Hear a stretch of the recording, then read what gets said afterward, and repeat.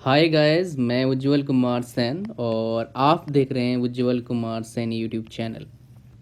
तो guys, part 1 हम complete कर चुके हैं। राइट, अब तक हमारा 2 चैप्टर कंप्लीट हो चुका है और ये क्या तीसरा चैप्टर का लास्ट पार्ट है। मतलब क्या है, आज हम पार्ट 2 को कवर करने वाले हैं। तो आज मैं कुछ ऐसी चीज़ें बताऊंगा, आपके साथ शेयर करने वाला हूं जो बहुत ही अमेजिंग है और आपको सारा चीज़ पता होना चाहिए हूबहू एक एक करके। राइट, ताकि आपको पूरा मतलब दोनों चीज़ से क्या मिले, आपको बेनिफिट्स मिले। और आज जो बताऊंगा बहुत इंपॉर्टेंट होगा, शायद आपको कुछ पता भी नहीं होगा। राइट, तो गाइस पहला टॉपिक हमारे पास आता है। इस टॉपिक का रिसर्च हमें दिया था रॉबर्ट साहब ने, रॉबर्ट बॉयल ने दिया था। एक एक्सपेरिमेंट हमें बताया था। उस एक्सपेरिमेंट से बहुत सारे लोगों को, आप लोगों को एक अलग तरीके का एहसास होने वाला है। जैसे मान लो कि आप टावर है, मान लो फॉर एग्जांपल यहाँ पर आप खड़े हो और यहाँ से सेम टाइम में एक बॉल को छोड़ते हो और एक बॉल नहीं, कॉइन लेते हैं, बिकॉज उन्होंने कॉइन का एक्सपेरिमेंट करा था, वो भी सोने का, गोल्ड। राइट, अब ऐसे मत छोड़ना, लोग लेके भाग जाएंगे नीचे से। राइट, तो थोड़ा सा संभाल के छोड़ना। और एक छोड़ते हैं फेदर। तो ये भाई साहब बोलते हैं दोनों जो हमारे सरफेस को टच करेंगे वो क्या बोलते हैं, सेम टाइम पर करेंगे दोनों। राइट, तो आप बोलोगे आप छोड़ोगे, अभी अगर एक्सपेरिमेंट करते हुए वाला तो ये फेल हो जाएगा। क्यों, यहाँ पर एक बात अभी बताया नहीं, लेकिन कोई एक्सटर्नल एजेंट नहीं काम करेगा। मतलब इन दोनों के ऊपर, ना फेदर ना क्वाइन के ऊपर, एक्सटर्नल कोई एजेंट काम नहीं करेगा, तभी ये पॉसिबल है जो मैंने बताया, जो रॉबर्ट ने एक्सपेरिमेंट किया था। तो उस टाइम उन्होंने क्या करा, बेसिकली उन्होंने एक जार लिया, उस जार के अंदर एक कॉइन डाल दिया और एक फेदर डाल दिया, पकड़ी डाल दिया, किसी छोटा सा पकड़ी डाल दिया। राइट, और उसके बाद क्या करा, उनके पास जो मशीन था उसका नाम क्या था, वैक्यूम करने वाला मशीन था, मतलब बोल सकते हो वैक्यूम पंप। ये पूरा जितना एयर था यहाँ पर, उस एयर को पूरा निकाल दिया उन्होंने, इसको पूरा क्या कर दिया, एम्प्टी कर दिया। अब इसको क्या कर दिया उन्होंने, उल्टा कर दिया। उल्टा कर देंगे क्या होगा, यहाँ कॉइन आ गया और यहाँ फेदर। तो उन्होंने देखा कुछ टाइम बाद दोनों जो इस सरफेस को टच कर रहे हैं वो क्या कर रहे हैं, सेम टाइम पे कर रहे हैं। इससे क्या उन्होंने प्रूव करा कि जो फेदर है, गोल्ड है, तो गोल्ड का जो मास होगा ज़्यादा होगा एज कंपेयर टू फेदर का मास। यानी कि ये मास के ऊपर डिपेंड नहीं करता है। मतलब क्या, जो ग्रेविटी का एक्शन हो रहा है यहाँ पर, वो मास के ऊपर डिपेंड नहीं करता है, चाहे वो कैसा भी है। राइट, तो यानी कि acceleration due to gravity is independent of mass. इस चीज़ को समझाने के लिए मैंने इतना टाइम तक आपके साथ बात करा। अब गाइज कुछ और चीज़ें बताऊंगा इस जी के बारे में, रहस्य जो आपको सही में मज़ा देगा और सही में आपको पता होना चाहिए एग्जामिनेशन पॉइंट ऑफ व्यू। पहला पॉइंट हम बात करेंगे कि मान लो मैं अर्थ सरफेस लेता हूँ और इसके अंदर मैं गड्ढा कर देता हूँ। राइट, थोड़ा सा, और यहाँ पर बोलता हूँ इस गड्ढे मतलब इस जगह पर जी का वैल्यू क्या होगा। नॉर्मली जी का वैल्यू क्या होता है, 9.81 मीटर पर सेकेंड स्क्वायर। हम जब सॉल्व करते हैं 10 मीटर पर सेकेंड स्क्वायर अगर दिया है तो, नहीं तो 9.81 लेंगे या फिर 9.8 लेंगे, काम चल जाएगा। लेकिन अगर मेरा क्वेश्चन है अंदर अगर डाल दूं तो क्या होगा, मतलब थोड़ा सा अंदर ले लें तो क्या होगा, जी का वैल्यू क्या होगा, डिक्रीज होगा।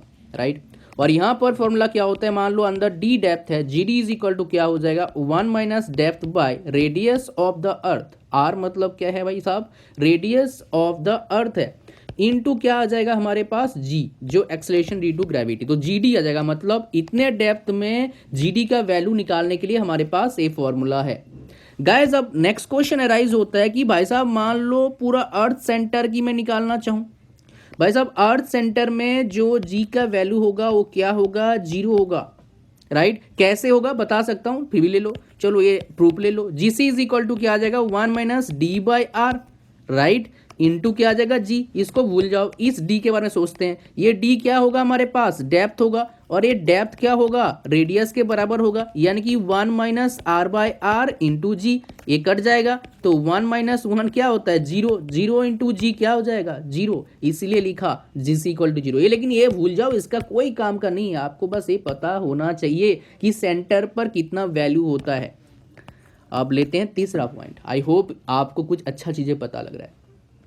आप बोलोगे जी का वैल्यू मैक्सिमम भाई साहब कहाँ होता है, मैक्सिमम कहाँ होता है, मैक्सिमम होता है एट पोल्स राइट। और मिनिमम कहाँ होता है भाई साहब, मिनिमम कहाँ होता है, इसके पीछे ही रीज़न है, आपको बता दूंगा। वो मिनिमम होता है इक्वेटर में, राइट। ऐसा क्यों होता है, बिकॉज हमें पता है, ध्यान देखिए दीजिएगा, यहाँ पर बहुत इंपॉर्टेंट बात चल रही है। हमें पता है एक बात कि G is equal to capital G capital M by R square होता है। अब मान लो R अगर ज़्यादा होगा तो क्या होगा, G का वैल्यू कम होगा। R बढ़ाएंगे, नीचे है, R अगर कम होगा तो G का वैल्यू क्या होगा, ज़्यादा होगा। तो सेम टू सेम यहाँ पर हो रहा है। अगर हम रेडियस क्या बोलेंगे, अगर radius of the earth maximum कहाँ होता है, इक्वेटर में होता है, और मिनिमम कहाँ होता है, पोल में होता है। इसलिए मैक्सिमम G का वैल्यू कहाँ होता है, पोल में होता है, और मिनिमम कहाँ होता है, इक्वेटर। मतलब दोनों क्या है, एक दूसरे के अपोजिट हैं। समझ में आया आपको। अब आते हैं फोर्थ पॉइंट, जो बहुत ही अमेजिंग है। अब तक हमने देखा अंदर पॉइंट में क्या होगा, डेप्थ में क्या होगा, अब हम देखेंगे हाइट में क्या होगा भाई साहब। ऊपर तरफ जाएंगे, क्या G बढ़ेगा या G घटेगा, ये हमारे पास क्वेश्चन है, इसको भूल जाओ। डेफिनेटली G क्या होगा, घटेगा। अब G घटेगा तो कितना घटेगा, वो हमें देखना है। उसके लिए फॉर्मूला हमारे पास है कि हाइट h पर G का वैल्यू क्या हो जाएगा, capital G capital M R plus height h का स्क्वायर। गाइस अब 10th क्लास का है, 11th क्लास में और भी बहुत सारी चीज़ें हमें पता लगता है इसके बारे में, बट सारे यहीं से निकलते हैं। अब जनरली हम वैल्यू को कंसीडर करते हैं, जो G का वैल्यू कितना 9.81, कैसे कंसीडर करते हैं, राइट, वो हमें पता होना चाहिए। ये हम कंसीडर करते हैं क्या, सी लेवल पर कंसीडर करते हैं, और 45 डिग्री क्या होता है, लैटिट्यूड होता है। 45 डिग्री क्या होता है, लैटिट्यूड होता है, राइट। तो गाइज ये था हमारा कहानी किसका, बेसिकली आपका G का, कि G के साथ क्या कार्रवाई हो रहा है और क्या नहीं हो रहा है। अब गाइज बात करेंगे कुछ और इम्पॉर्टेंट बात, जो बहुत ही ज़्यादा इम्पॉर्टेंट है। वो क्या है कि जो G है उसका रिलेशन मून का कितना होता है। जो G है वो मून का कितना होगा भाई साहब, मून का अलग होता है, मार्स का भी अलग होता है, सन का भी अलग होता है, सबका अलग अलग G का वैल्यू होता है। लेकिन सबका वैल्यू आपको जरूरत नहीं पड़ेगा, शायद कहीं जरूरत पड़े, उसके बारे में बात करेंगे, राइट। तो G का जो मून का होता है 1.62 मीटर पर सेकेंड होता है। G का जो आपका अगर सन लेते हैं, सन का कितना होता है, ये पूछ सकता है, 273 मीटर पर सेकेंड होता है। मैक्सिमम सन का होता है, राइट। और मिनिमम किसका होता है, मून का होता है। इतना याद रखना आपके लिए काफ़ी होगा, राइट। चलो, तो हमारे पास क्या आ गया, इतना कुछ कहानी हमारे पास पता लगा कि भाई क्या हो रहा है और क्या नहीं हो रहा है। अब हम बात करेंगे मास एंड वेट के बारे में, वो भी बहुत इंपॉर्टेंट है, राइट। और मास ऑफ वेट के बारे में बात करने से पहले मैं और एक चीज़ बताऊंगा, वो क्या है, equation of motion. Equation of motion for free fall. Free fall क्या आपको पता लग चुका है, मैं बता चुका हूँ कि कोई भी ऑब्जेक्ट ऊपर छोड़ते हैं, नीचे तरफ आ रहा है, अर्थ की तरफ आ रहा है, उसको हम क्या बोलते हैं, फ्री फॉल बोलते हैं। उस कंसेप्ट को क्या बोलते हैं, फ्री फॉल बोलते हैं। लेकिन इक्वेशन ऑफ मोशन हमारे पास क्या, 3 इक्वेशन ऑफ मोशन थे। ये क्या था, v is equal to u plus a t, right. उसके बाद s is equal to u t plus half a t square. उसके बाद हमारे पास क्या था, v square minus u square equal to 2as। इन तीनों के ऊपर ही हम काम करने वाले हैं, और वो कैसे काम करेंगे उसके बारे में बात करने वाला हूँ अभी, राइट। पहला केस मैं लेता हूँ। अगर मान लो कोई मेरे पास ऑब्जेक्ट है, एनी ऑब्जेक्ट, मेरे पास एक गोला है, अर्थ है, और उस ऑब्जेक्ट को मैं इतने हाइट से, h हाइट मान लो है, उससे मैं छोड़ता हूँ नीचे तरफ, राइट। तो क्या कहानी हो रहा है, और यहाँ पर और एक चीज़ कंसिडर कर रहा हूँ कि इनिशियल वेलोसिटी क्या है, 0 है। तो हमारे पास इक्वेशन क्या है, v is equal to u plus a t, और a यहाँ पर क्या आ जाएगा, g आ जाएगा, बिकॉज यहाँ पर एक्सलेशन टू ग्रेविटी g काम करेगा, small g, right. Capital G small g में डिफरेंस आपको पता लग चुका है। और एक हमें पता है s is equal to u t plus half g t square हो जाएगा, और हमें पता है v square minus u square is equal to क्या होता है, 2gs हो जाएगा, राइट। 2gs, right. अब ये वाला टर्म 0, ये वाला टर्म 0, इसको मिटा देता हूँ ताकि गड़बड़ ना हो, राइट। ये दोनों टर्म 0 हो गया, यानी कि हमारे पास क्या आ गया ultimately, v is equal to g t, s is equal to half g t square. और यहाँ पर क्या आ गया हमारे पास v square is equal to 2as, और s मतलब यहाँ पर क्या आ जाएगा, h आ जाएगा। तो यहाँ पर गाइस इसलिए एक फॉर्मूला आपको मैं क्वेश्चन भी दिया था, सरप्राइज क्वेश्चन टेलीग्राम चैनल पर, उसका लिंक नीचे अगर आप ज्वाइन नहीं करें ज्वाइन करिए। v is equal to √2gh, उसमें फॉर्मूला लगता और एक क्वेश्चन निकल जाता। अब गाइस चलते हैं सेकेंड केस में। पहला केस तो हमें पता लगा भाई ऐसा है। अब मैं बोल रहा हूँ कि एक बदमाश बच्चा है, नोटी है, छोटा बच्चा है, नटखट लाल है, राइट। तो क्या कर रहा है, ऊपर तरफ फेंक रहा है भाई साहब उसको बोला नहीं मैं तो ऊपर तरफ फेंकूंगा बॉल को, ऊपर तरफ फेंक दिया उसको। समझ गए आप। मान लो ऊपर तो जो बॉल फेंका उसका हाइट मान लेते हैं h है, फॉर एग्जाम्पल हाइट h है। यहाँ पर हम जो फेंकेंगे उसमें इनिशियल वेलोसिटी कुछ ना कुछ होगा, लेकिन हाइट जब h अटेन करेगा उसके बाद वापस आएगा वो बॉल, उसके वापस आएगा। जो हाइट h अटेन करेगा उसमें क्या होगा, उसका वेलोसिटी क्या हो जाएगा, 0 हो जाएगा। यानी कि यहाँ पर जो फाइनल वेलोसिटी होगा वो क्या होगा, 0 होगा। इनिशियल वेलोसिटी कुछ ना कुछ होगा। अब इसको हमें पुट करना है इक्वेशन ऑफ मोशन में। हमें पता है v is equal to u plus a t. समझ गए। ये यहाँ पर क्या है, g है। अब देखो यहाँ पर और एक कंसेप्ट आपको बताऊंगा। जब हमारा मोशन वर्टिकली अपवर्ड डायरेक्शन होता है तो जी जो होता है वो किस में होता है, नेगेटिव में होता है। याद रखिएगा इसको, राइट। तो हमारे पास 0 is equal to u minus g t, यानी कि यू इज इक्वल टू क्या हो गया, जी टी हो गया। एक इक्वेशन हमारा बन गया। समझ गए आप। यू इज इक्वल टू क्या हो गया, जी टी हो गया। अब देखो गाइस मैं बोलूंगा t इज इक्वल टू क्या आ गया यहाँ पर, u बाई जी। अब देखो ध्यान सुनना, यहाँ पर 2 टाइम लगता है। एक ऊपर वाला जाने का टाइम, उसका इंग्लिश नेम क्या होता है आपका, ASCENT, एसेंट। और एक नीचे आने वाला टाइम, मतलब जो ऑब्जेक्ट नीचे आएगा, बदमाश बॉल जो खींचा फेंका है बच्चे ने उसका। तो टाइम ऑफ एसेंट और डिसेंट, टोटल टाइम क्या हो जाएगा, दोनों को ascent and time of descent को ऐड करेंगे तो टोटल टाइम एक्चुअली क्या होगा, 2t होगा। और 2t मतलब 2 मल्टीपल u बाई जी। समझ में आया आपको एक बात। ये तो हमारा केस था पहला इक्वेशन का। दूसरा इक्वेशन हमें क्या पता है उसके बारे में हम बात करने वाले हैं अभी। हमारे पास क्या बताया, v square minus u square is equal to क्या है, 2ah हो जाएगा यहाँ पर। आप देखो v क्या है, 0 है, यू स्क्वायर यू स्क्वायर ले लिया, 2g आ गया, g मतलब क्या है माइनस g, और h हो गया प्लस कर देंगे यहाँ पर। तो हमारे पास क्या बच जाएगा, h इज इक्वल टू क्या आ गया, यू स्क्वायर अपॉन 2g।